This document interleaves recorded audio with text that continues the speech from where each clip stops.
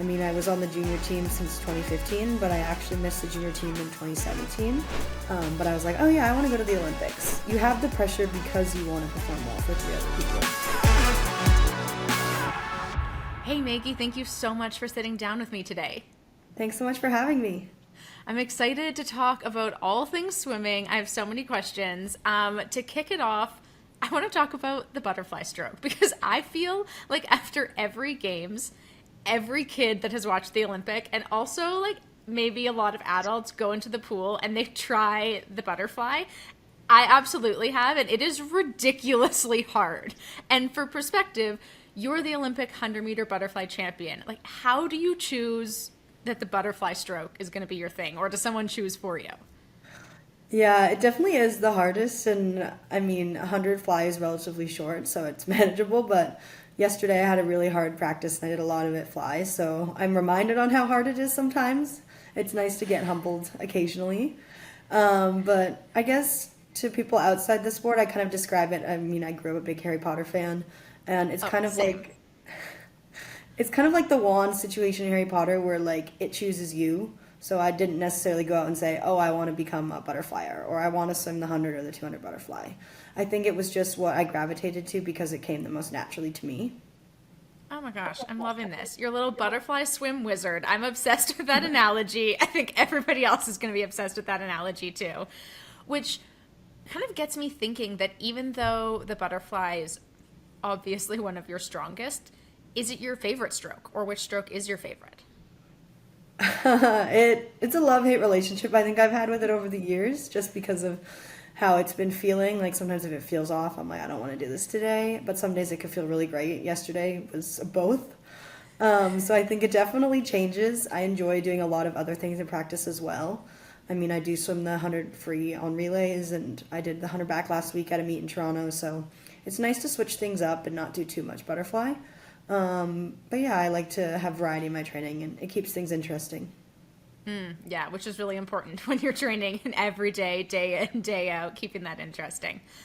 Let's talk pre-race if we can. I know that personally when I was competing, like I had some pre-race rituals I always stuck to, even though I tried not to. I feel like sometimes they have a way of sneaking up on you, right? Like they just kind of come into your ritual. You know, I always put my right glove on first. I always took the same type of breath before I pulled off. I always shook my sled out the same way.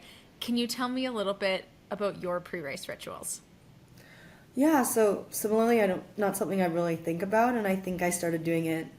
I want to say probably back when I was like 12, and Okay.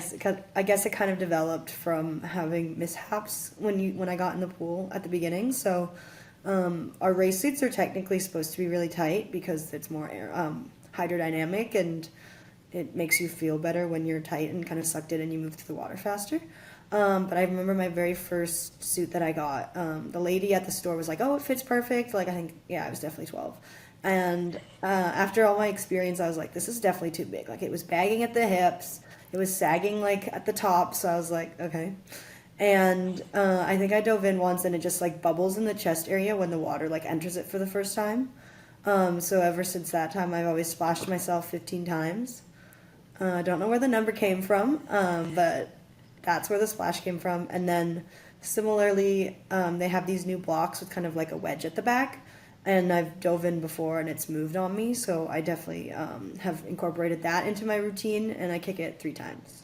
Again, not sure where three comes from. Yeah, I love that conversation because I feel like sometimes rituals come from funny places like that, right? It's like, and then they stick, and you're like, "Yep, that felt good today. That feels better." So I love you sharing with us because I think what most people don't realize is they think that athletes like pre-plan these rituals, like this is going to feel good, and like that story there, you're like, "Yeah, it came from a weird day, and then I just kept doing it because it makes me feel more in control." For sure. Yeah. When did becoming an Olympian become an aspiration of yours? You started swimming since you were really young, but I'd be curious to know if there was a moment or something of significance that clicked. Well, when I started competing for the first time, it was right after the Beijing Games, so I think I was kind of just feeding off of that momentum. And in my family, we've always been huge Olympic watchers, whether that's summer or winter. Obviously, summer's a bit easier to watch because you're not in school. But even the winter, we always turned it on and we were up late. So it's something we've always done in my family. And Not that I remember watching the 2008 Olympics. I think 2012 is probably the earliest one that I can actually recall. But I think going into competitive swimming, and I was a very competitive, and I still am very competitive kind of in everything that I do. But I was like, oh yeah, I want to go to the Olympics. And like every kind of young athlete that starts out, whether that's swimming, track, kind of anything, you don't really know what the hard work entails in the early mornings and all the training, but that was something that I always, from the very beginning, said I wanted to do. And I think for me, it was the people that I was surrounded with, my parents, my coaches, my friends, my teachers. None of them were like, yeah, okay. Or like, was like, yeah, that's never going to happen. They were always like, sure, like if you put your work in, like you can do whatever you want. And I think that made a really big impact on me, never being told that that was something I couldn't achieve, even though I didn't really know what I needed to do to get to that spot. Yeah, I love that. And I think that will be, it's kind of exciting to talk about that, knowing that just watching the games kind of lit that spark with you, because obviously heading into Paris this summer, there's going to be so many kids listening to this, watching the games, and knowing that that spark's going to be lit in some of them too is a really cool full circle moment. Yeah. So Tokyo, which you competed in at your first Olympics, it was actually a COVID Games, which most people remember and realize, meaning it completely changed the entire dynamic of the games and the experience for the athletes.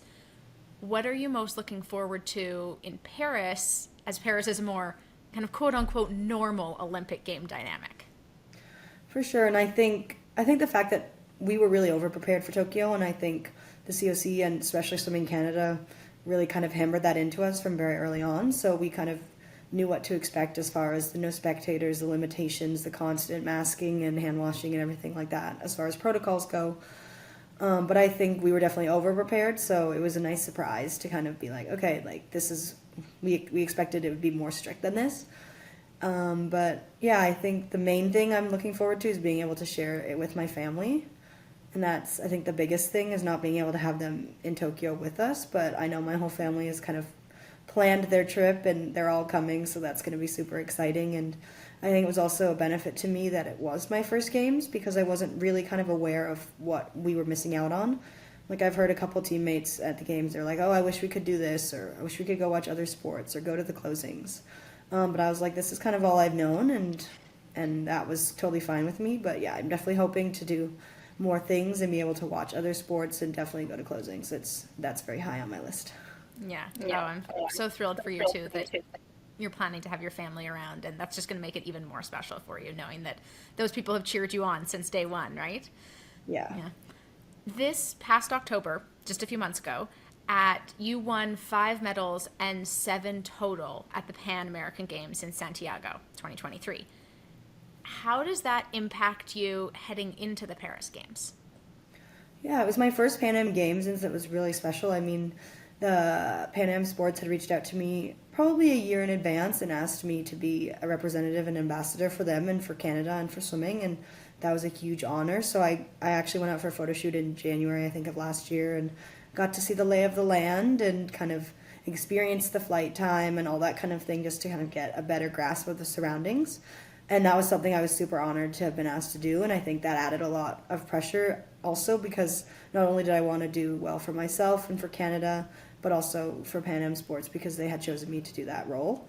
But overall, I think it was a great competition. We showed that even though it wasn't our A team necessarily, we put up some really strong performances, and it was great to see some of the up-and-coming youngsters on our team perform super well and get on the podium and experience what it's like to be at a games environment, because that really is something so unique and so different than just going to a World Championships or going to a trials meet at home. So there are so many differences and things that were out of your control, and I think the more you can practice that and get used to that, and I think COVID helped a lot for me, especially in that, because I always like to plan kind of my life, and be like, 5 years down the line I want to do this, and I was very kind of focused and regimented that way. But being able to only live kind of day to day during COVID, I think really helped me kind of relax a bit more and be able to live in the moment.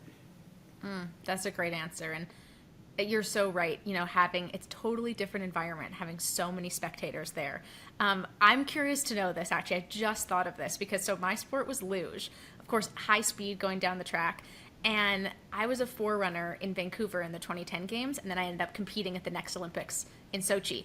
And in 2010, I was not prepared for the amount of people that were next to the track, right? And I went through this one big Omega corner, and all of a sudden it was full of people and they cheered. And I thought I would be going too fast to really hear them. And of course, this huge roar of sound came. And I took a split second to look at what was happening. Of course, a split second in luge is not a good idea to take a moment. And I missed my drive and I went straight to the roof. And obviously I was a forerunner, so it was okay. But I learned my lesson, and that was such a great experience then heading into the Olympics, where I knew what that was going to sound like. I knew what that was going to feel like, and it didn't distract me. When you're in the pool swimming, can you hear the arena roaring, or what does that sound or feel like when you're underwater? Yeah, you can hear certain things, especially butterfly. You bring your head up, so you can hear a fair amount, and especially it gets really loud in relays. So usually when I'm not swimming is when I hear it the most. But I think the main thing for us and for our team was kind of navigating the bus schedule and that kind of thing, because I think one day to the pool it took us an hour and a half, and it was supposed to take 35 minutes. So kind of being okay, I need to get on a bus that's earlier, or I take the metro, kind of figuring things out like that. And always food is different in different countries and different cities, so that's something you also have to adjust to, and not be too, I have to have this and this and this every single day for breakfast, for lunch, for dinner, to swim at my best, and be a little bit more open, but also knowing that you can bring snacks and you can bring things from home to make it feel a little bit more normal. Yeah. I'd love to rewind a little bit. So you were 21 in Tokyo, your first Olympics, and you won 3 medals, and you've spoken about how after the games the pressure to stay at the top just became too much. Can you tell me more about what you were feeling and what you decided to do about it? Yeah, so I had won at the pinnacle of sport, so I was I've always had something that I was chasing, a time standard. I wanted to qualify for the Olympics, World Championships, things like that. So I had accomplished pretty much everything I had to do in the sport, and the last thing on my list was to get my first world record. So I was working towards that in the fall. And then, of course, I achieved that in December of 2021.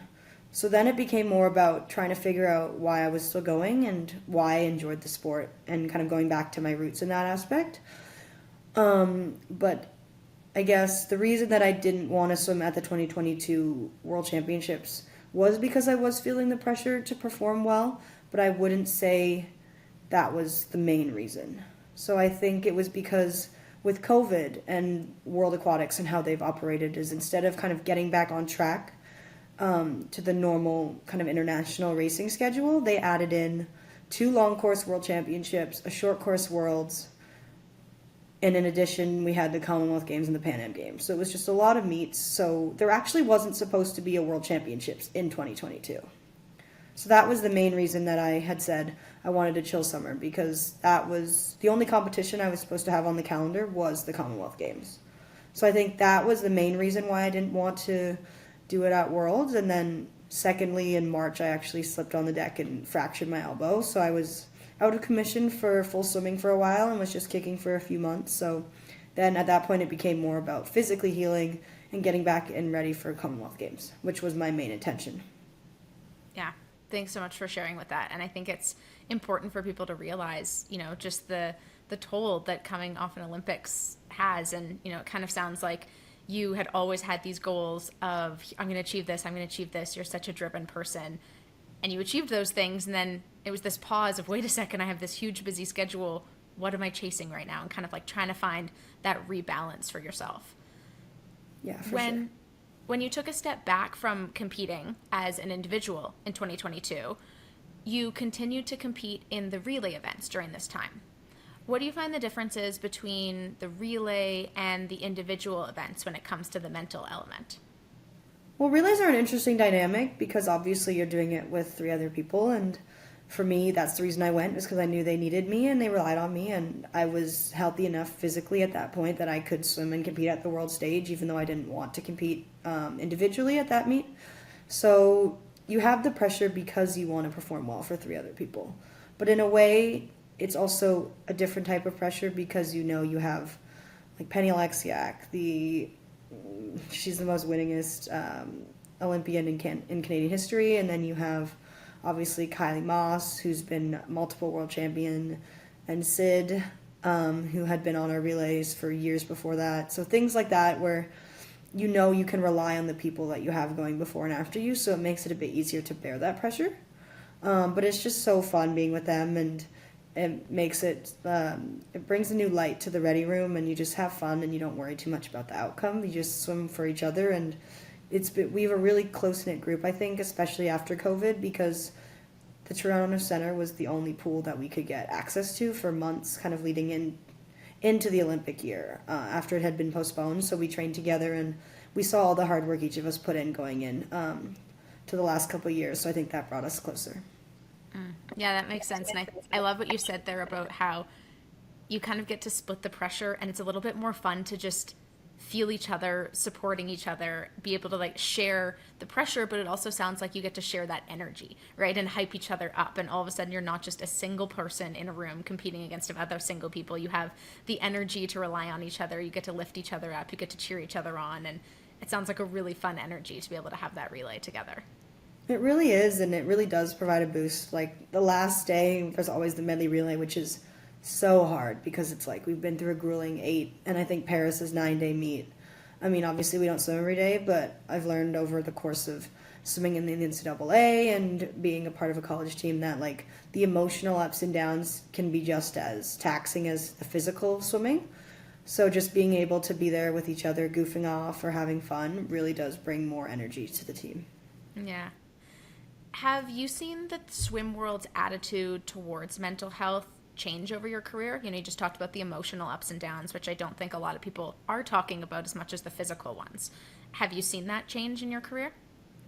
I think so, and I think we've seen it in a lot of different sports, and kind of reframing that everyone's on a different path, and that's something that John Atkinson at Swimming Canada has really kind of enforced the last couple of years, which is great because there's a lot of us training in the States, some people are training in Europe, so it's about what the individual needs in order to swim at their best. Yeah. What work do you think still needs to be done in that space?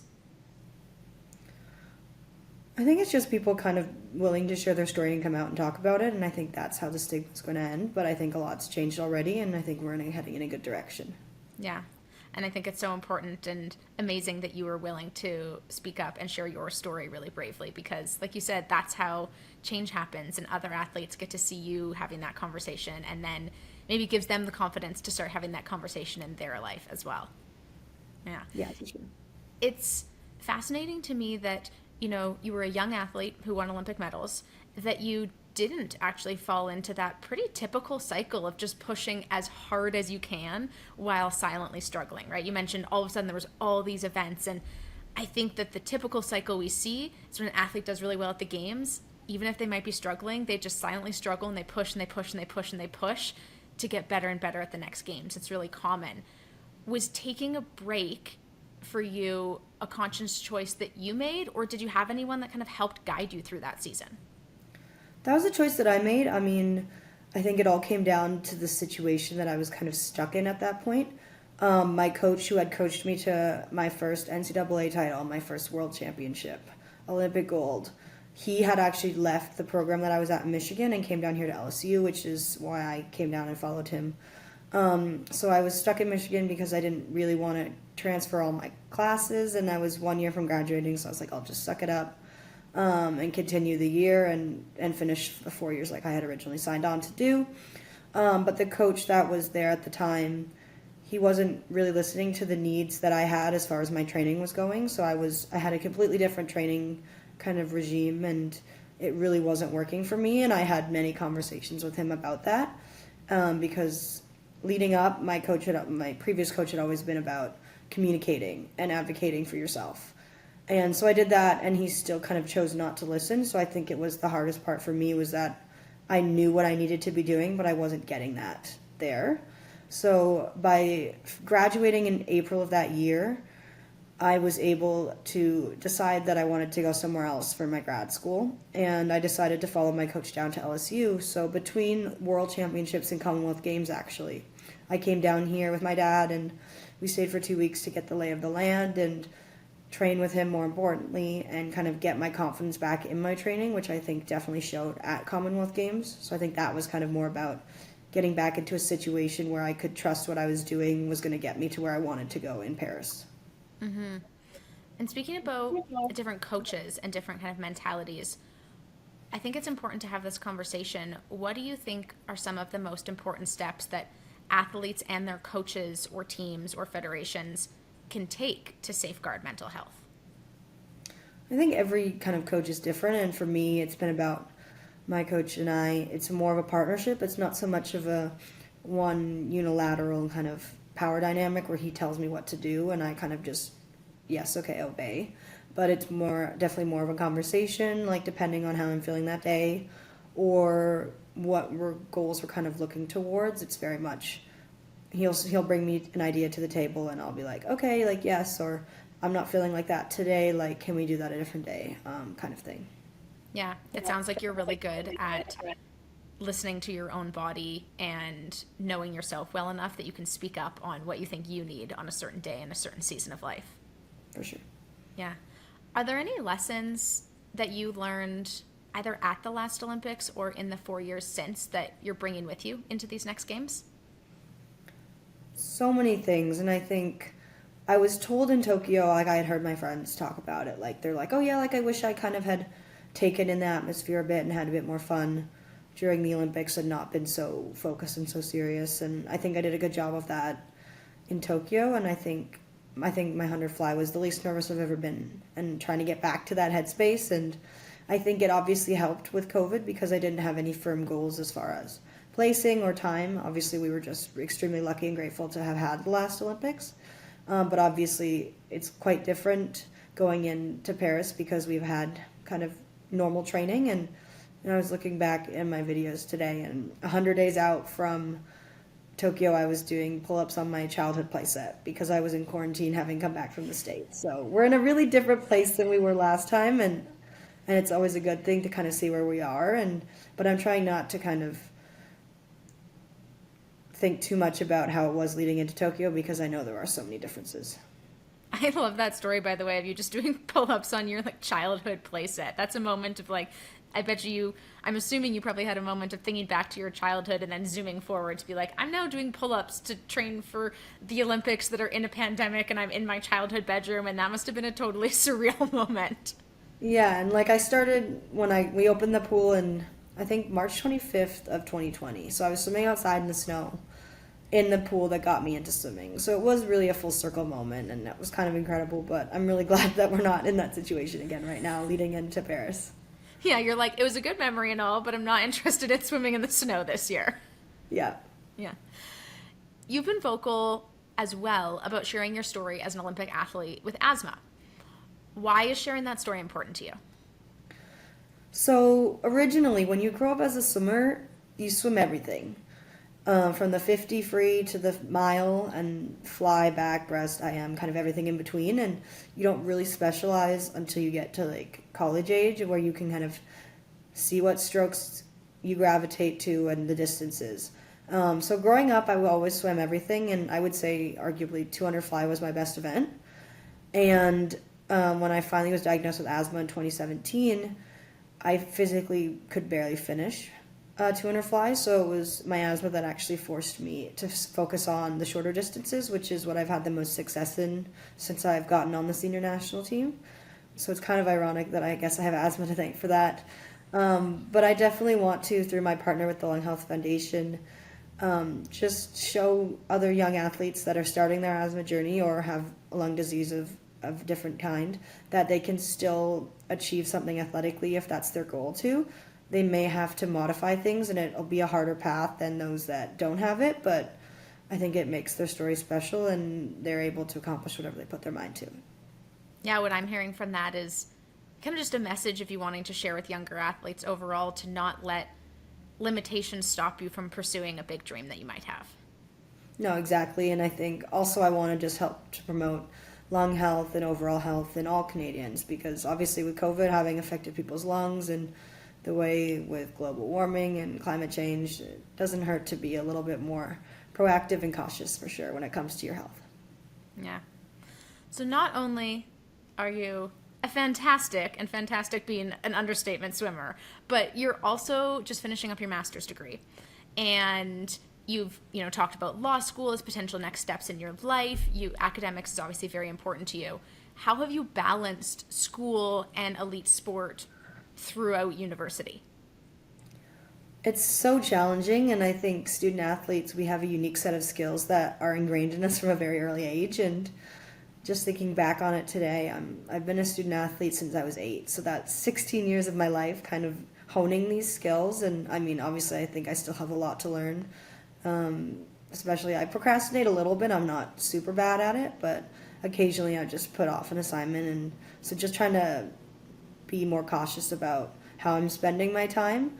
But I think it takes a lot of work, and obviously there's a lot everyone needs to learn, but I was always very good as a kid at bringing my homework in the car, bringing it to swim meets. Sometimes if it was when you're a little kid and there's like endless heats of 400 free and it takes 3 hours, like I'd bring my homework and sit on the deck and do it. So it's always about finding that time. But I think that's always something I've had a lot of pride in. And in my family, my parents are extremely academic, so in order for me to be able to swim the way I wanted to, school always came first. And that's the only time my parents ever kind of put their foot down and got involved as far as swimming was concerned, because they're more musically inclined, I guess, because they met in choir, and my dad's a high school drama teacher and music teacher. So they're more on that side of things. But when it came down to school, they're like, if you don't do this or if you're not getting good grades, like you can't go to practice. But otherwise, I was kind of free for them to take my lead. Yeah.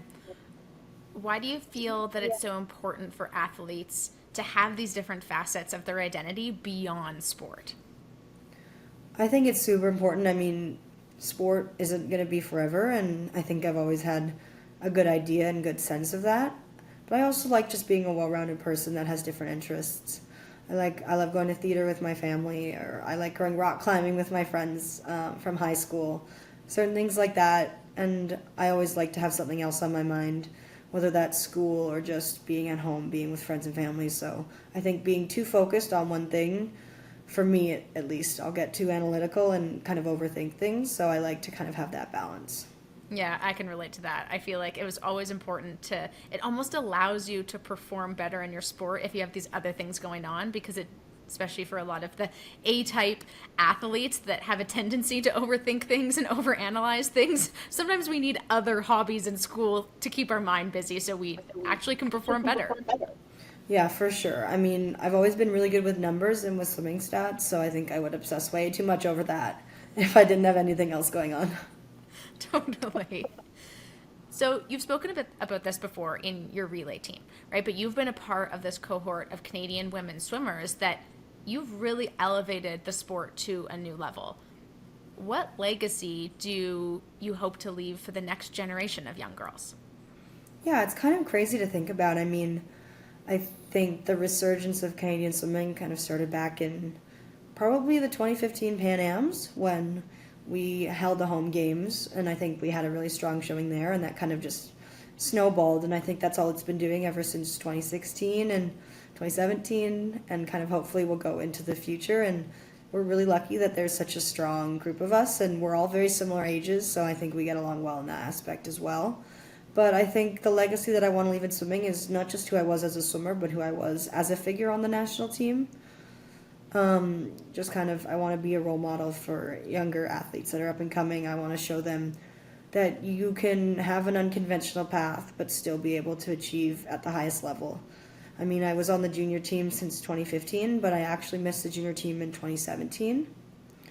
So I kind of took that summer off to relax and kind of rejuvenate myself, and then had 1 year left of high school before making a huge change and going to college in the States, which turned out to be one of the best decisions of my life. But just showing that everyone can have a different path, and obviously show the kind of teammate that I was, and that I continue to be, and be super supportive and loyal, and just enjoy being around my teammates. I think that's so impactful. Just talking about, it reminds me of the quote, and I'm not going to get it right, but it's something along the lines of like, people won't remember what you did or what you said, but they'll remember who you were and how you acted, right? So you just saying, yeah, want to be that teammate. I want to show up, and I can say, even hearing your story, I think it's so important and brave that you're sharing it, because just you saying I'm going to take an unconventional path, right? It takes bravery to take an unconventional path. It takes bravery to say, when everybody's telling you you have to go A, B, C, and D to reach your goals, and you saying, I'm actually going to take a summer off because I feel like that's the best choice for me, is so important for other athletes. I think you're just giving athletes permission to listen to themselves and their own gut instinct and their own insights on what they need to be their most successful selves. Yeah. You are one of the athletes that was featured in Team Canada's Brave is Unbeatable campaign heading into the Paris Olympics. What was it about that opportunity that made you say yes? And what was your experience on set like? It was so fun. So I had a bunch of production days kind of back to back to back that week. I came back to Toronto for it because my team was actually competing at the conference championship. So it was my first kind of real shoot experience. And I think with COVID following the Olympics, we didn't get to do a lot of that. We didn't do a lot of in-studio anything, whether that was shooting or media or anything like that. So it was definitely fun, and swimming while some guy's running a Segway beside you was kind of a cool experience. And I'd never actually been to that facility in Markham before, so that was cool to experience a new pool. Well, I'm excited for Canadians to watch the campaign. And just like you said, it's always cool to hear the athlete's perspective of behind the scenes of how those shots were captured. Oh, for sure. You don't realize how much time and resetting and kind of just waiting around that it takes. I don't think I could be an actor or anything like that, but it is interesting to kind of get an insight to what goes on behind the camera that you don't see normally. Yeah. Well, I personally have to say, I think that your journey as a swimmer of constantly listening to your body and listening to your own mind and trusting yourself on that and speaking up for what you needed, even when that's a hard conversation to have, and then ending up coming back better than ever and kind of, having that confidence to say, yes, I did bravely speak up for what I needed, even when it wasn't easy, is such bravery to me. And I just want you to know that you are bravely paving the path for other athletes.